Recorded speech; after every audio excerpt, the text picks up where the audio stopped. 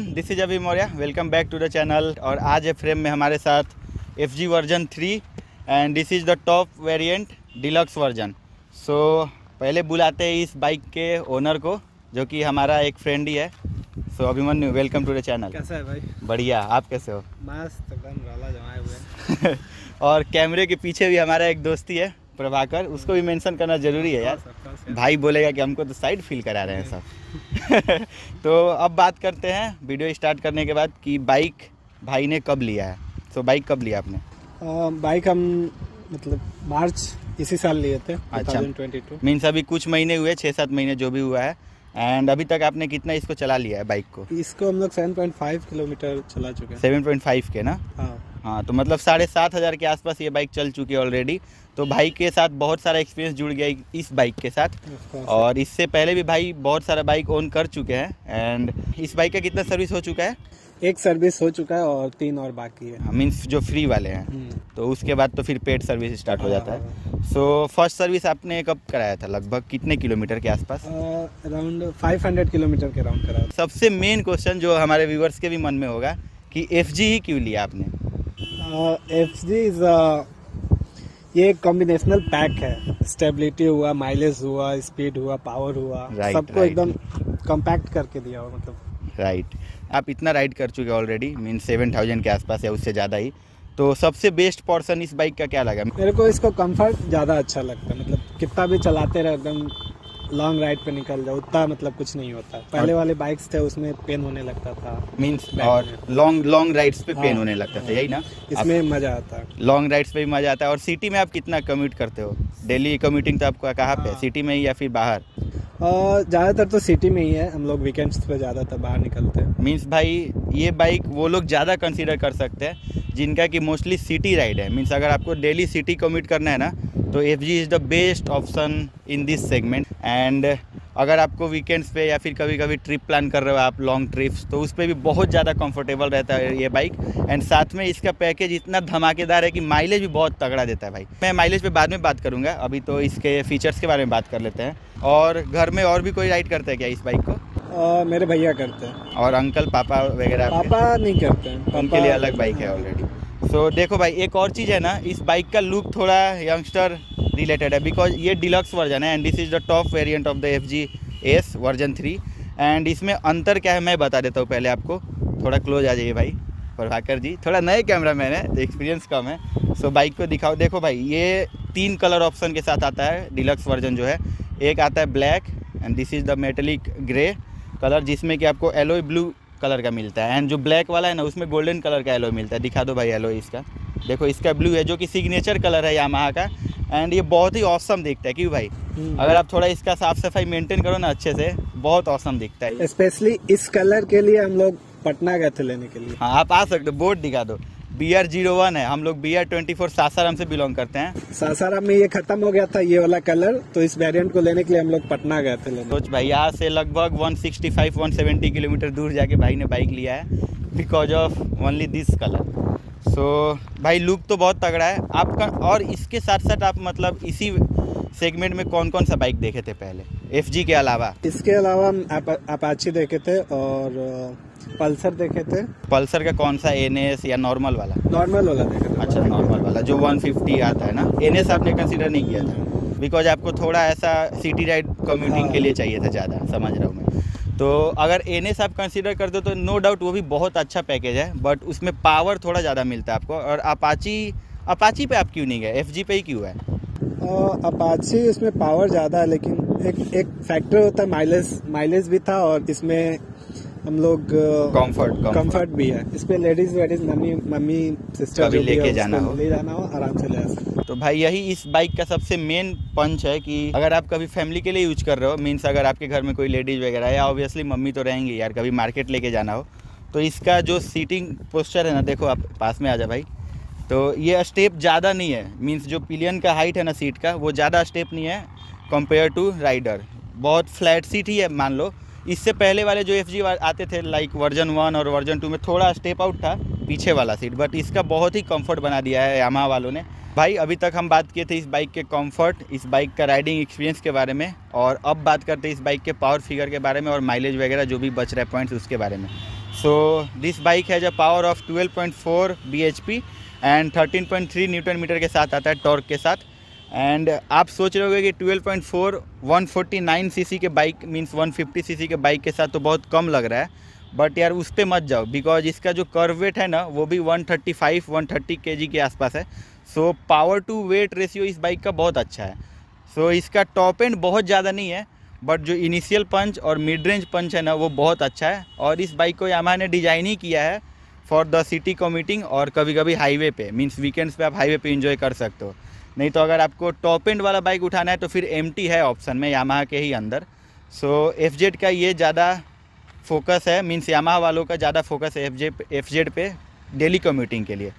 और पावर का बात हो गया एंड 150 सीसी का बाइक है, तो माइलेज कितना देता है इंडियंस का सबसे मेन क्वेश्चन होता है बाइक खरीदते टाइम। क्योंकि भाई उससे ही असर होता है पॉकेट पे। सो भाई हम अभिमन्यु से पूछते हैं कि भाई माइलेज कितना निकालते हो आप इस बाइक के साथ?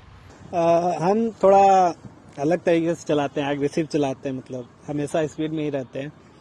सो मेरा मतलब अराउंड 35 का आता है, बट अगर आप आराम से चलाते हैं मतलब इकोनॉमी रेट से चलाते हैं तो 45 तक आराम से आपको एवरेज मिल जाएगा। इवन भाई मैं बता दूं, मेंशन कर दूं, बहुत जन FG से 50 प्लस 55, एक जन तो यार 60 का माइलेज क्लेम किया था, मेरे को ही खुद यकीन नहीं हुआ था, बट करते हैं लोग। मीन्स अगर आप नॉर्मल अगर आराम से कम्यूट करोगे ना, इस बाइक को राइड करोगे तो 50 प्लस माइलेज निकाल सकते हो ईजिली। बिकॉज मैं ये इसलिए इतना कॉन्फिडेंस में बोल पा रहा हूँ because I am R15 owner, और V3 होते हुए भी भाई उस बाइक से मैंने एक बार 50 का माइलेज निकाला था, बट बहुत ज़्यादा डिसेंट चलाना पड़ता है उसके लिए। तो वो दूसरा फैक्टर हो गया, क्योंकि माइलेज जो है ना वो ऐसा फैक्टर है कि वो राइडर्स पे टोटली डिपेंड करता है। तो भाई का मेरा ये सब का भाई थोड़ा एग्रेसिव राइडिंग स्टाइल है, से वैसे ही चलाते हैं। हाँ वैसे ही मजा ही आता है भाई, बाइक लिए ही क्यों है, इंजॉय नहीं करेंगे तो। हम लोग यंगस्टर है तो वैसे ही चलाते हैं। हाँ, हम ये नहीं बोल रहे कि आप भी बहुत फास्ट चलाओ, एग्रेसिव चलाओ, अपने कंफर्ट में चलाओ। सो भाई और next point is about service cost, उसके बारे में भी बात कर लेते हैं। अभिमन्यु जी अब आप बता दीजिए कि इसका सर्विस कॉस्ट कितना आया था फर्स्ट सर्विस, क्योंकि आपने करा चुका है। फर्स्ट 4 सर्विस तो इसका फ्री है, हम फर्स्ट करा चुके हैं। तो फर्स्ट में लेबर कॉस्ट सिर्फ तो नहीं लगता है, बस इंजन ऑयल का कॉस्ट लगा और जितना बस इतना ही लगा नॉर्मली, क्योंकि जो फर्स्ट सर्विस होता है ना उसमें बेसिकली इंजन ऑयल ही चेंज होता है। उसके बाद सेकेंड सर्विस जो होता है ना उसमें बहुत कुछ होता है, जैसे फिल्टर, एयर फिल्टर हो गया, ऑयल फिल्टर हो गया, ये सब रहता है, वो सब चेंज होता है। तो उस टाइम पे थोड़ा ज़्यादा कॉस्ट करता है। बट अभी तो भाई फ्री वाला ही चल रहा है सर्विस, तो अभी ज़्यादा नहीं पता पड़ा होगा इस बारे में। सो इस पर हम ज़्यादा डिटेल में नहीं बता सकते आप लोग, बिकॉज अभी हमारे ओनरशिप में ये नहीं ऐड हुआ है। अब बात करते हैं कि इस बाइक को ट्रैफिक में और हाईवे पे मैन्यूवर करना कितना ईजी रहता है और कितना डिफ़िकल्ट होता है। भाई सिटी में इसको मैन्यूवर करना कितना सही रहेगा? इसका वेट काफ़ी लाइट है और पावर भी सही है, अच्छा खासा है, तो इसको हम कंट्रोल अच्छे से कर सकते हैं। Because weight to power ratio जो इस बाइक का है ना वो बहुत सही है। तो अगर देखो लाइट बाइक होता है ना तो आप सिटी में बहुत ही ईजिली हैंडल कर सकते हो। अगर किसी बाइक का वेट बहुत ज़्यादा रहे, जैसे बजाज में है कुछ बाइक्स उनका वेट थोड़ा ज़्यादा रहता है, तो उसको जो पतले लोग हैं ना तो उनको थोड़ा कंट्रोल करना या फिर मैन्यूवर करना थोड़ा डिफ़िकल्ट होता है उनके लिए, बिकॉज यार वो वेट बहुत ज़्यादा डोमिनेट करता है ट्रैफिक में। बट ये लाइट वेट होने की वजह से बहुत इजीली आप ट्रैफिक को फिल्टर कर सकते हो और बहुत इजीली हैंडल कर सकते हो इस बाइक को। इसको एजेड लोग भी चला सकते हैं, लाइक पापा ये सब भी चला सकते हैं, पापा दादा। हाँ, बिकॉज कि एक तो इसका वेट कम है, दूसरा हाइट जो सीटिंग हाइट है राइडर का, जो सीट हाइट है ना वो नीचे है, तो जिनका हाइट भाई 5.5 भी है ना वो भी इजीली चला सकते हैं। वैसे अभिमन्यु आपका हाइट क्या है यार? मेरा 5.10 है। तो आप तो इजीली हैंडल कर सकते हो इसको। और भाई एक परसेप्शन है लोगों का FG को लेकर, वो मैं पहले क्लियर करना चाहता हूँ, बिकॉज प्रभाकर जो है कैमरे के पीछे, वो भाई भी इसी बाइक को कंसीडर कर रहे थे, बट लोगों का सजेशन जो था थोड़ा मिक्स आ रहा था। क्यों? तो उसमें क्या है कि इसका टैंक देखो आप लोग एक बार, अगर इस बाइक को कभी राइड नहीं किए हो और फर्स्ट टाइम आप कंसीडर कर रहे हो FG को, तो इसका टैंक बहुत बल्क फील होता है। दूसरा इसका टायर वायर थिकनेस जो है ना बहुत ज़्यादा है, क्योंकि पीछे का जो इसका रियर टायर का थिकनेस है 140 mm का है and front one is 100 mm। सो उसके वजह से स्टेबिलिटी बहुत तगड़ा मिलता है इस बाइक के साथ। बट ये बल्क के वजह से जो पतले लोग हैं वो कंसीडर ही नहीं करते, क्योंकि एक परसेप्शन गलत बना हुआ है। सो ये बता दूं मैं कि इसका वेट कम है, तो इसको आप लोग भाई इजीली हैंडल कर सकते हो ट्रैफिक में। सो ऐसा कुछ परसेप्शन मत बनाओ कि FZ को चलाना मुश्किल है या बल्क दिखता है तो हम कंसीडर नहीं कर सकते हैं। स्टूडेंट के लिए बेस्ट बाइक है और यंगस्टर के लिए। सो ये था मेरे माइंड में एक चीज़, इसलिए मैं आपसे शेयर कर दिया हूँ। तो अब बात करते हैं कि ये बाइक किसको कंसीडर करना चाहिए और इसके वर्डिक्ट के बारे में। तो भाई मैं सबसे पहला पॉइंट कवर करना चाहूँगा कि ये बाइक उसको कंसीडर करना चाहिए ना जिसको डेली कम्यूट सिटी में करना है और कभी कभी हाईवेज पे भी, वीकेंड्स वगैरह पे, या कभी आप प्लान करते हो ट्रिप तो जाना है, उसके लिए बेस्ट बाइक है। बिकॉज मैन्यूअर करना बहुत ईजी है इस बाइक को, जो कि मैंने पहले बता ही दिया है। आप अगर देखो तो ये बाइक अगर स्टूडेंट को ही कंसीडर करता है या फिर जो भी जॉब कर रहे हैं लोग, तो उनके लिए ज़्यादा बेस्ट है। बिकॉज यार थोड़ा माइलेज भी देखना पड़ेगा एंड सर्विस कॉस्ट भी देखना पड़ेगा। तो इन दोनों चीज़ में ये बाइक बहुत ही अच्छा है और पॉकेट फ्रेंडली है। बिकॉज माइलेज अच्छा है इस बाइक का, अगर आप अच्छे से राइड करते हो तो, हमारे जैसे मत करना।